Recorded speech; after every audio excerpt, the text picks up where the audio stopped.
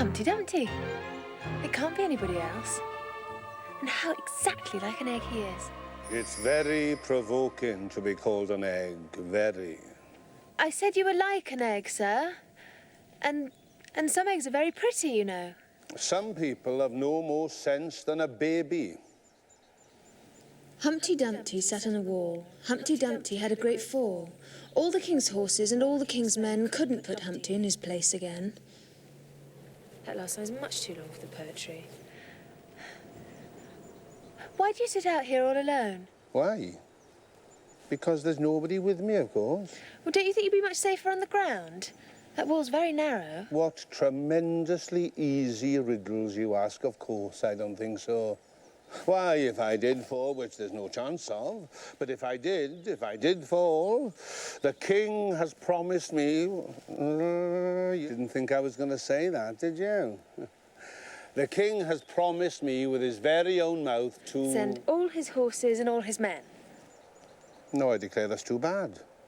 You've been listening at doors and behind trees and down chimneys, or you couldn't have known it. I haven't indeed. It's in a book. Well, they may write such things in a book.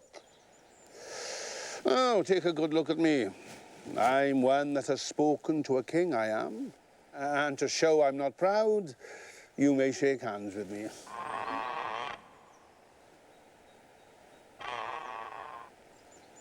How old did you say you were? I'm 7 years and 6 months. You never said a word like it. I thought you meant how old am I? If I'd meant that, I'd have said it. Now, if you'd asked my advice, I'd have said, leave off at 7. But it's too late now. You seem very good at explaining things. I wonder, would you tell me, please, the meaning of the poem Jabberwocky? I can explain every poem that was invented, and a good deal that haven't been invented as yet. 'Twas brillig and the slithy toves.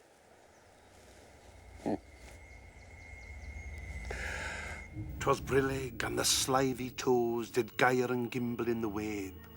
Old mimsy were the borogroves and the mome raths outgrabe. Beware the Jabberwock, my son, the jaws that bite, the claws that catch. Beware the jub-jub bird, and shun the frumious bandersnatch. He took his vorpal sword in hand, long time the maxim foe he sought. So rested he by the tam-tam tree, and stood a while in thought. And as in uffish thought he stood, the Jabberwock, with eyes of flame, came whiffling through the tulgey wood, and burbled as it came. 1, 2, 1, 2, and through the vorpal blade went snicker-snack. He left it dead, and with its head he went galumphing back. And hast thou slain the Jabberwock? Come to my arms, my beamish boy. O frabjous day, calloo, callay, he chortled in his joy. 'Twas brillig and the slithy toves did gyre and gimble in the wabe. All mimsy were the borogroves, and the mome raths outgrabe.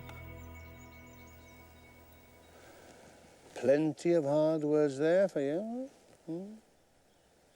Well, brillig means 4 o'clock in the afternoon, the time when you start broiling things for dinner. That'll do very well. And slithy? Well, slithy means lithe and slimy. You see, it's like a portmanteau. There are 2 meanings packed up into 1 word. I can see that now. What's to gyre and gimble?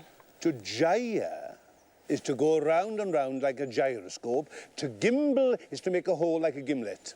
And a wabe is the grass plot around a sundial, I suppose. Well, of course it is. Now, it's called a wabe because it goes a long way before it and a long way behind it. And a long way beyond it on each side. Exactly. And mimsy means flimsy and miserable. There's another portmanteau for you. And a borogrove, it's a shabby-looking bird with feathers sticking out all round, something like a live mop.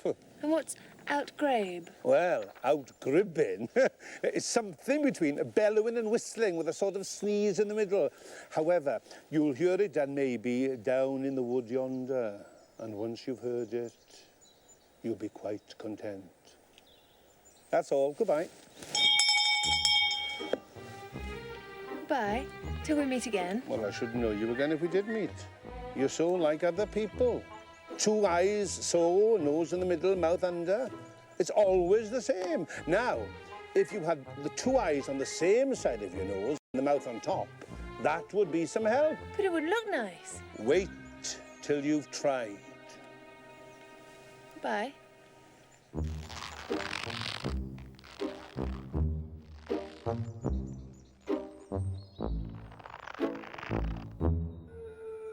All the unsatisfactory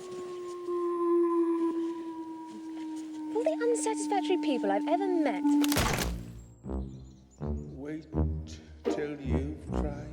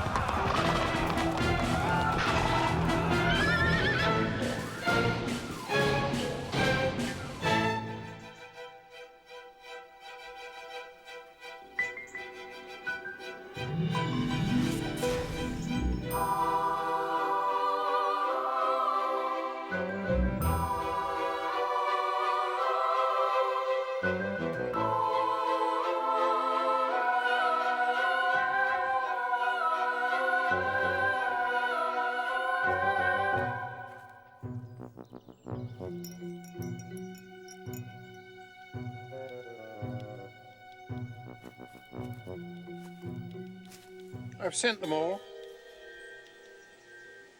Did you happen to meet any soldiers, my dear, as you came through the wood? Yes, I did. Several thousand, I should think. 4,207. That's the exact number. I couldn't send all the horses, you know, because 2 of them were wanted in the game. I haven't sent the 2 messengers either. They're both gone to town. Just look along the road and tell me if you can see either of them. I see nobody in the road. Only wish I had such eyes to be able to see nobody. And at that distance, too. That's as much as I can do to see real people by this light. No, I can see somebody now. But he's coming very slowly. Curious attitudes he goes into. Not at all. He's an Anglo-Saxon messenger, and those are Anglo-Saxon attitudes. He only does them when he's happy. His name is Hare, with an H. I love my love with an H because he is happy. I hate him with an H because he is hideous. I feed him with ham sandwiches and hay. His name is Hare, and he lives He lives on the hill. The other messenger's called Hatter. I must have 2, you know, to come and go. One to come, one to go. I beg your pardon? It isn't respectable to beg. No, I mean, I don't understand. Why one to come and one to go? Well, don't I tell you? I must have 2 to fetch and carry. One to fetch, one to carry. This young lady loves you with an H. You alarm me. I feel faint. Give me a ham sandwich.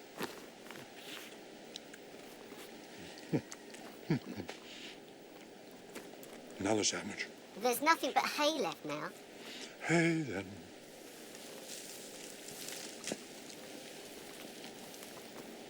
Nothing like eating hay when you faint. I should think throwing cold water over you would be better.